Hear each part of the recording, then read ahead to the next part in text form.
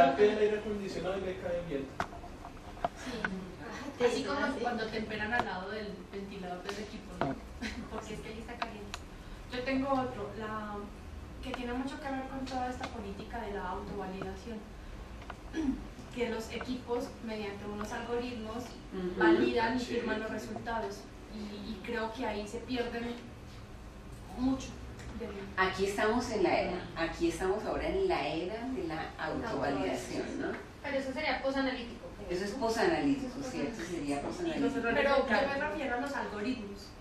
Que o sea, en el desarrollo de los algoritmos. El algoritmo errado, pero también sería en la posanalítica, ¿cierto? Un algoritmo, eso lo guardamos para ahorita. Un algoritmo errado, claro. Para el tratamiento de las muestras creo que no está. ¿Cuál otro? Pero es preanalítico. Manejo en algunos lugares que tienen reactivos de pronto de baja rotación o que se degrada, hacen alícuotas, y el mal manejo de esa alícuota se echa encima de la que estaba ahí porque quedó justo, entonces después eso se convierte en un lío bastante. Yo diría eso es no seguir las instrucciones del manufacturador, ¿cierto? Porque eso, yo no sé eso, pero eso lo hacen los laboratorios, ¿cierto? Como las presentaciones a veces son muy grandes, entonces el laboratorio decide que hice, entonces yo saco el reactivo y lo alicuoto, pero eso no, eso el manufacturador no está reportado por el manufacturador. Pero claro, en el laboratorio entonces para que les dure más lo alicuotan y entonces ese manejo, lo cual es un buen esfuerzo, ¿cierto? O sea, ¿por qué lo hacen? Porque dicen, esto me va a durar mucho y se me va a deteriorar. Entonces, pero en el manejo de esas alícuotas, lo cual yo digo no es completamente errado, porque es un esfuerzo de laboratorio precisamente para mantener la estabilidad del reactivo, pero el manejo de esas alícuotas de ese reactivo tiene que ser en condiciones muy estandarizadas. Entonces falta de estandarización y criterios para alicuotar el reactivo, puede ser. ¿Cuál otro? Los errores de cálculo en formulaciones. Esos son posanalíticos o analíticos. O sea, porque digamos una microalbuminuria, lo automatizado pasa al sistema, lo convierte y da la pero es la fórmula, de la formulación en los sistemas. ¿Sería pos o analítico? Porque, y de la que lo hace manual.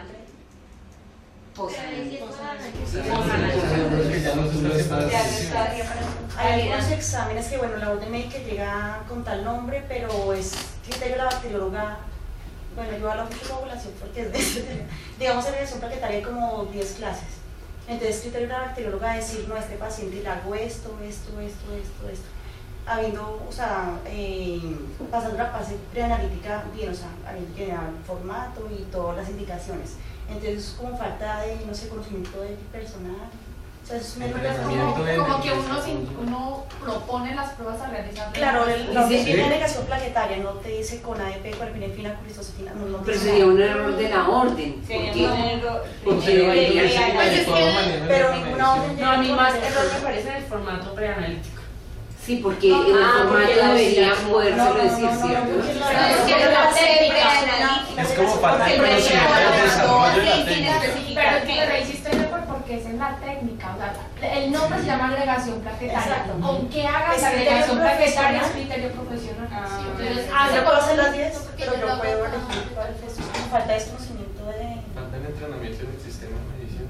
del personal. Como falta de estandarización de la solicitud de la prueba, ¿no? Eso ya se.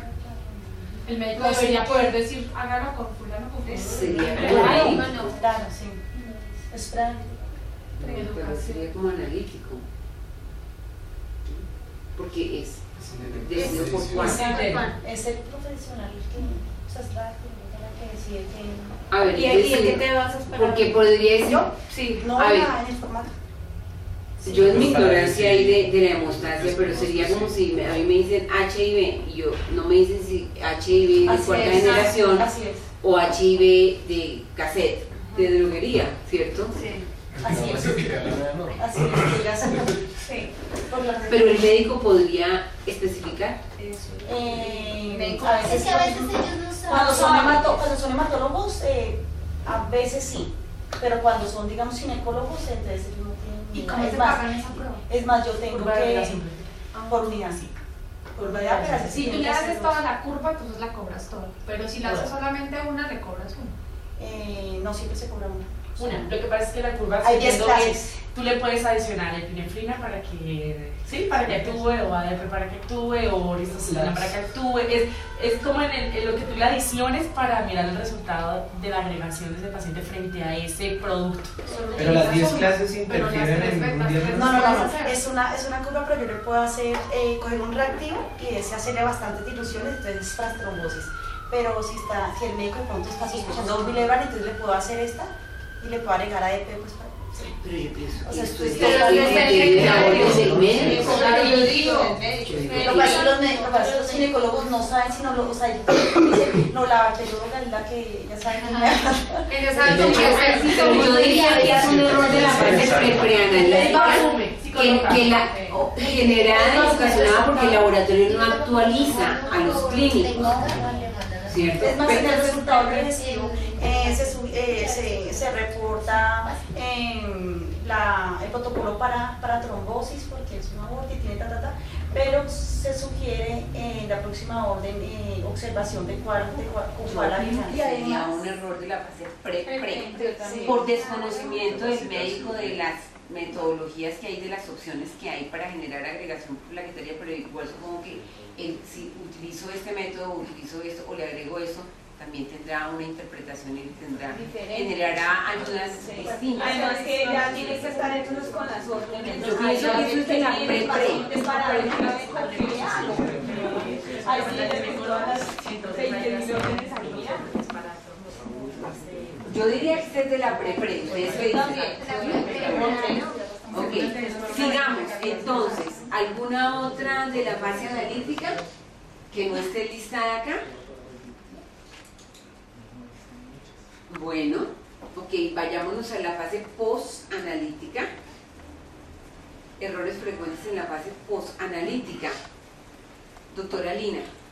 Cálculos incorrectos por fórmula inadecuada, errores de cifras decimales, errores de transmisión, entrega errada de resultados, intercambio de nombres, datos de peso y talla incorrectas y por tanto los cálculos incorrectos, validación del resultado de la medición sin correlación clínica, errores de transcripción, direccionamiento inadecuado al paciente cuando reciba el resultado, impresión defectuosa del resultado de la medición, falta de oportunidad en la entrega del resultado de la medición, protocolos inadecuados para validación automática y omisión reporte de alertas críticas. ¿Alguna adicional? Lo que es desde la analítica y pasa muy a menudo con todos los laboratorios de bajo volumen y es que no procesan controles. Y se dan cuenta hasta que tienen un chicharrón con un paciente. Y ese es de la analítica. Sí pasa.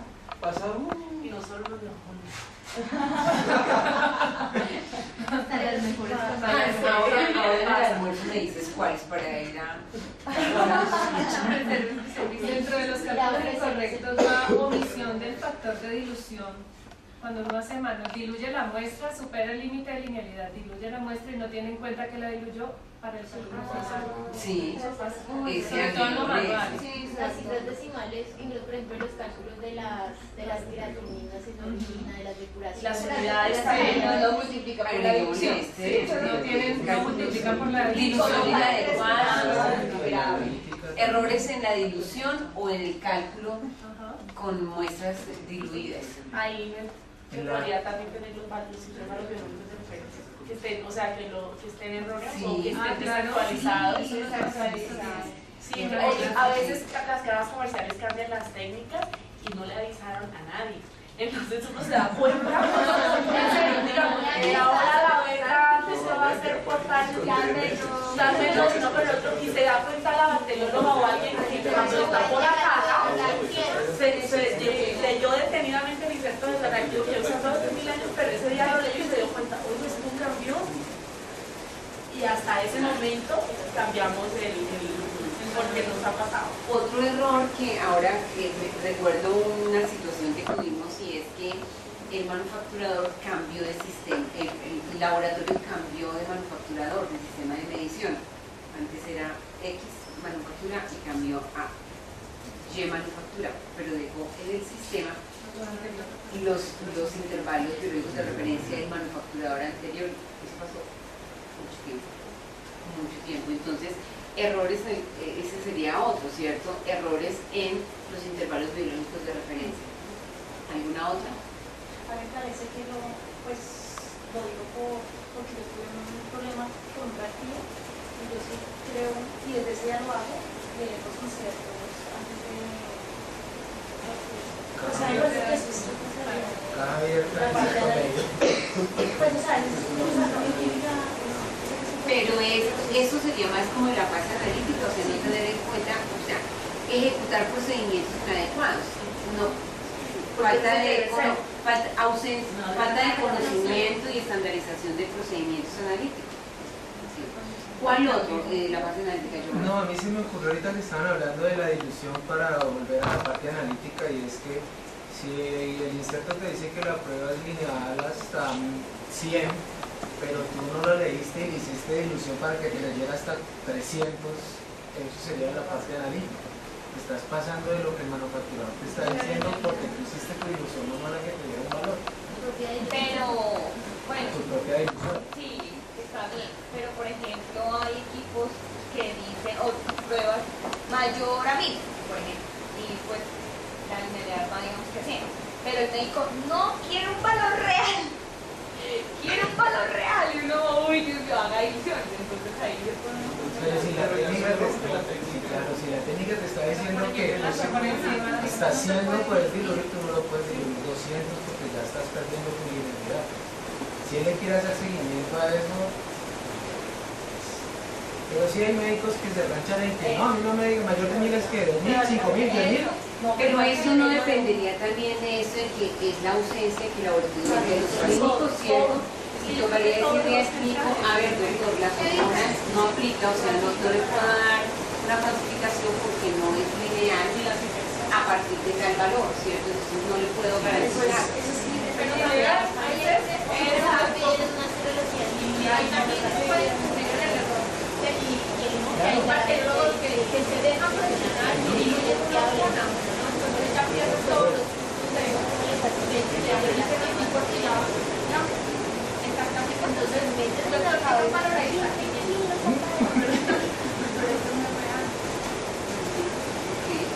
Entonces, diluciones cuando no, o sea, realización de diluciones cuando ya se rompe la linealidad.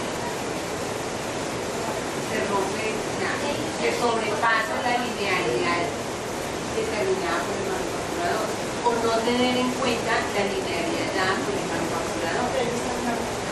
No, vos porque ya lo tienes resultado. Lo que pasa es que uno no lo va a variar. Pero ya uno lo tiene su resultado y va con su seguimiento. Para mí sería vos. Ok, errores frecuentes de la parte post-analítica. Ok, 1. Interpretación errada por valores de referencia inadecuados. Desconocimiento del RCB, el valor de referencia de cambio. Aquí tenemos muy poquitos de la parte post-analítica. ¿Cuál? Una prescripción inadecuada del paciente, un diagnóstico equivocado del paciente que conlleva al inadecuado tratamiento, porque tienes que regresar a esa terapia. O sea, tiene diabetes, pero mentira, no era diabetes, era que tenía... Pero eso no sería preanalítico. Pero sí ya tenía que empezar. Sí, un diagnóstico dado que lleva un tratamiento.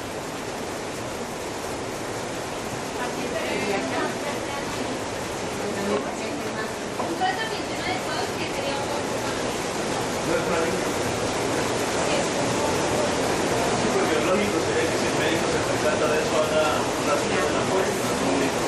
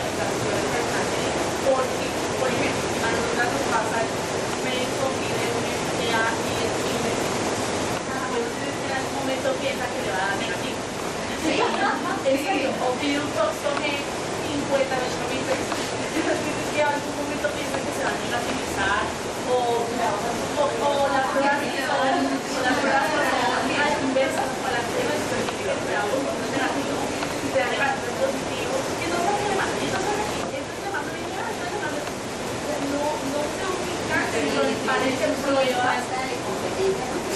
No, pero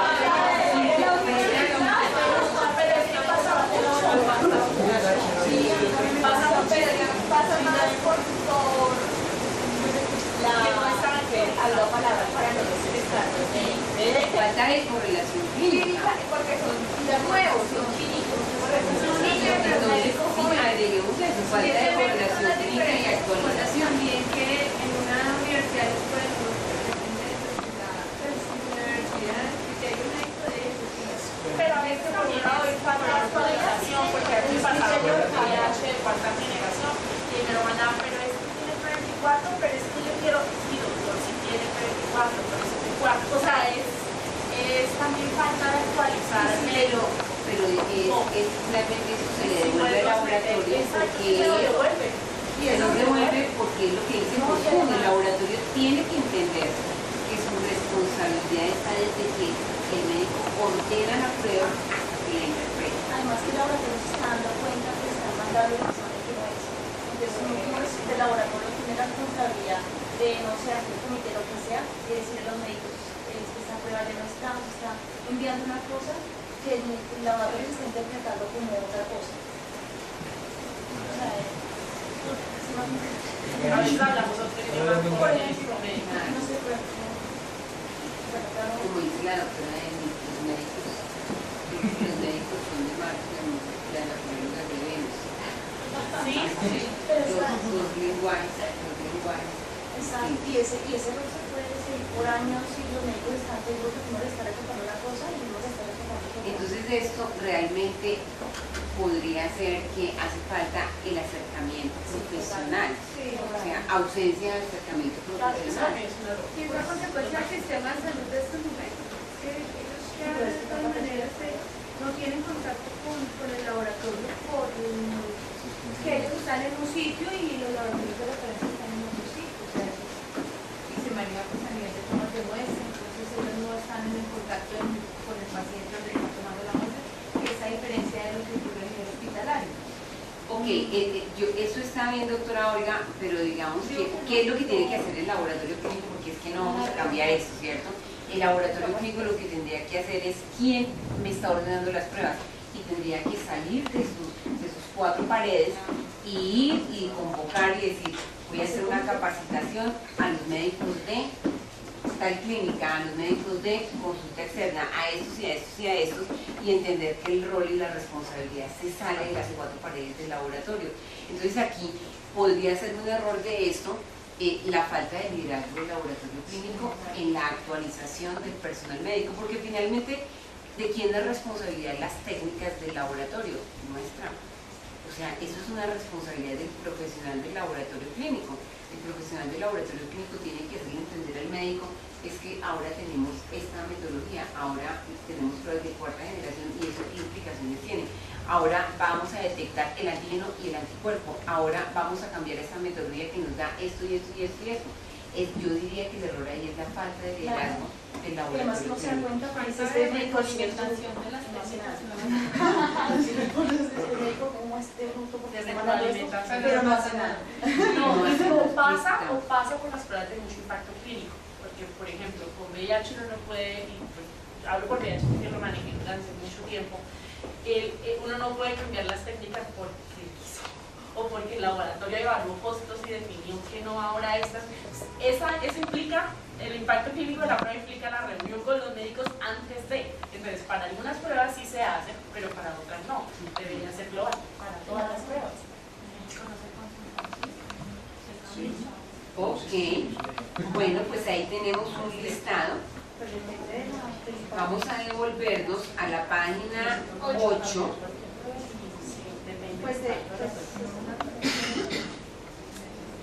En la página 8 del libro, entonces, más arriba. Pues no tanto, tenemos que hacer una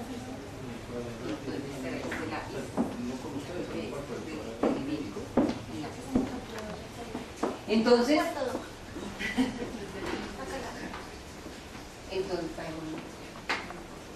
Bueno, dice, muchas veces el impacto de los errores en el laboratorio clínico no son medidos ni en costos ni en impacto sobre la calidad de vida del paciente, Sin embargo, debemos ser conscientes que siempre hay un costo asociado a un error en el laboratorio clínico. El MIS en el 2004 realizó un análisis de costos que le generaban al sistema de salud en Estados Unidos el sesgo analítico del calcio entre el 0,1 y el 0,5 miligramos de decilitro, encontrado, como se observa en la gráfica 1, que el costo era mayor en la medida en que se incrementaba el sesgo y en la medida en que el sesgo se acercaba más al nivel de decisión clínica. Aquí les vamos a mostrar ese documento, es el que tenemos acá. Esto, nos equivocamos. Entonces, les vamos a mostrar el documento que no se los hemos colocado en sus iPads, pero ahora se lo colocamos para que ustedes lo puedan ver.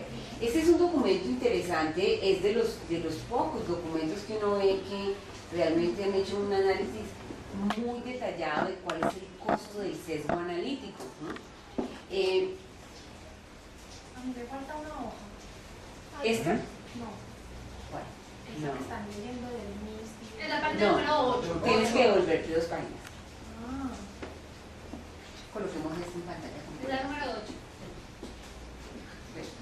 A ver. Y todos dicen, ay, sí, me falta una.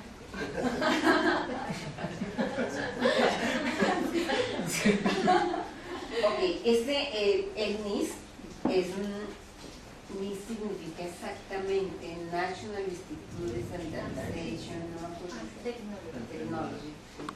Y es un instituto estadounidense que hizo, generó este documento. Ellos estudiaron el calcio y miraron cuánto le costaba al sistema de salud de Estados Unidos un sesgo del calcio, ¿no? El documento es un documento de muchas páginas, es un documento de 62 páginas, se lo vamos a colocar en los iPads para que ustedes se lo puedan enviar. Todo lo que les pongamos ahí, ustedes se lo pueden enviar a sus correos electrónicos, ¿sí? El diploma también va a ser virtual, o sea, todos para que se lo manden a sus correos electrónicos. Pero aquí, si lo quieres pasar un poquito, por favor, Jennifer. Entonces, este es el impacto de los errores en la calibración en las decisiones clínicas. Es un documento muy interesante, muy interesante. Veámoslo rápidamente, pero ya extractamos lo más importante en el libro. Entonces, este documento habla de lo que es la hipercalcemia, cuáles son los signos y los síntomas, habla de los sesgos, habla de lo que es una calibración, tiene muchos conceptos básicos de la fase preanalítica, fase analítica, siguiente, página siguiente. Y el impacto económico, ¿sí? Entonces, todo lo que les voy a contar ahora, que está en el capítulo 1, se los voy a devolver acá. Entonces, miren, para explicárselo acá, ellos hicieron este estudio, ¿sí? El nivel de decisión, el intervalo biológico de referencia para el calcio está más o menos entre 8,5 y 10,5 miligramos por decilitro. Entonces ellos dijeron, oiga, ¿qué pasa si el sesgo analítico está en menos 0,1? Es decir, que tiene un sesgo negativo. Y entonces aquí tenemos diferentes colorcitos. Este colorcito en lila con el cuadradito, entonces me está indicando si el sesgo era a esta concentración entre 9, 9 y 10. Si el sesgo era entre 9, 9 y 10, todavía está un poquito alejado del límite del nivel de decisión. Si el sesgo estaba aquí en amarillito entre 10, 1 y 10, 2, está más cerquita del límite del nivel de decisión. Si estaba entre 10, 3 y 10, 4, el valor estaba ya muy cercano al nivel de decisión, y si estaba en mayor a 10,5 ya era este caso. Entonces ellos lo que hicieron fue una comparación. Si el sesgo era un sesgo negativo de menos 0,1 miligramos por decilitro, es decir, que yo no le reportaba al paciente 10,5 sino que le reportaba 10,4, pues fíjense que acá, si el sesgo es negativo, no tenía mucho impacto en términos de costos, para el sistema de salud. Si el sesgo era de 0,1, entonces ya empezaba, entre más cerca esté del nivel de decisión, aumenta el costo. ¿Por qué? Porque si el sesgo es de 0,1, es decir, yo le digo, en lugar de decirle 10,5, le digo 10,6, ya se salió del intervalo biológico de referencia. Entonces, entre más cerca esté el sesgo del nivel de decisión clínica, pues más le va a costar al sistema de salud. ¿Por qué? Porque si está acá, el médico va a decir, repitámosle ese calcio, ¿cierto? Repitámosle ese calcio porque ya se pasó de ahí. Pero si el sesgo es de 0,3, es decir, que yo ya no reporto 10,4, sino que le reporto 10,7, entre más cerca esté el sesgo del nivel de decisión clínica, va a generar un mayor costo porque va a cambiar de normal a anormal. Entonces ya si el sesgo es de 0,3 miligramos por decilitro, obviamente aumentan los costos porque en algunos casos, como lo describe el documento, ya no solamente le repetían el calcio, sino que le decían, le pedimos también un PTH. Entonces eso aumentaba el costo. Y si ya el sesgo es de 0,5 miligramos por decilitro, pues obviamente ya los costos eran mayores entre más cerca estuviera el sesgo del nivel de decisión clínica, porque entonces ya no solamente le decían, le repito el calcio, le pido una PTH, sino que le pido una placa de tórax. Entonces, este reporte lo podemos bajar acá, adicional a esos efectos psicológicos y emocionales sobre los pacientes, los sobrecostos reportados por errores en la fase analítica son altos, como en el caso de los hallazgos del laboratorio de hipercalcemia. Estos conducían a pruebas adicionales como PTH, rayos X de tórax e imágenes de tiroides. En el análisis del NIS de 89.000 pacientes a los que se le midió el calcio en la clínica Mayo entre 1988 y 1999, los autores demostraron que el costo del impacto de un sesgo analítico, y yo les voy a invitar a que subrayen esto, a un sesgo analítico, que resalten esto, un sesgo analítico de 0,1 miligramos, que uno dice es un poquito, ¿cierto? ¿Cuál es el impacto que yo reporte 10,5 o 10,6? 0,1 es un sesgo pequeñito. Implicaba un costo entre 8 y 31 dólares por paciente.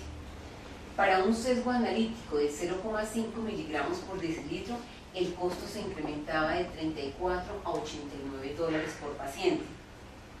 Con los 3,5 millones de pacientes en Estados Unidos a los que se les mide el valor del calcio en suero, el potencial impacto económico es de 60 a 199 millones de dólares por un sesgo analítico de 0,1 a 0,5 miligramos por decilitro respectivamente.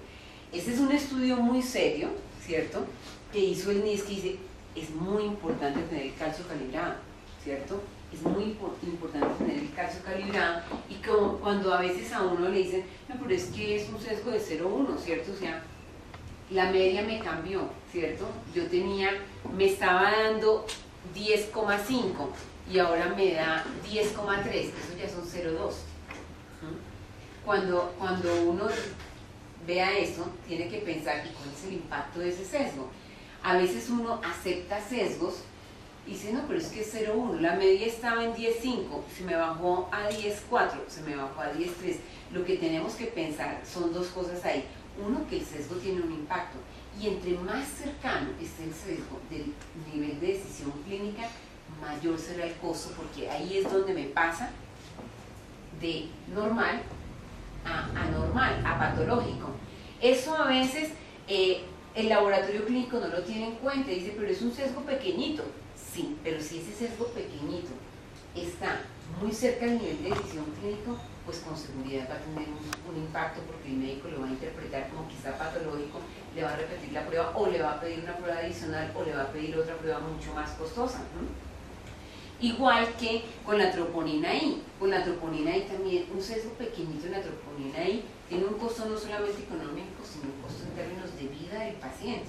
Claro, en un laboratorio tuvimos una situación en donde la troponina I tenía un sesgo positivo, y entonces eso generó un costo económico porque obviamente se retenía el paciente, se le pedían exámenes adicionales, entonces eso generaba un costo para el sistema de salud, que era el electrocardiograma, que espere que no se vaya, la observación. Cuando, claro, empezaron a hacer muchos los electrocardiogramas, muchos pacientes que no se podían, porque tantos pacientes con troponinas altas, la prueba tenía un sesgo positivo, ¿no? Entonces estaban pasando los pacientes de normales a pacientes con riesgos de infarto de miocardio. Entonces eso es lo que el laboratorio clínico tiene que determinar cuando piensa cuál es el límite de error que se va a permitir. Si yo voy a decir, no, en calcio, ¿cuál? ¿Cierto? Ahora miraremos cuáles son las opciones para el calcio. Pero recordemos este estudio del NIS, ¿cierto? Esto le cuesta, esto es plata, ¿cierto? Finalmente esto es plata. Entonces, claro, tiene un impacto para el sistema de salud.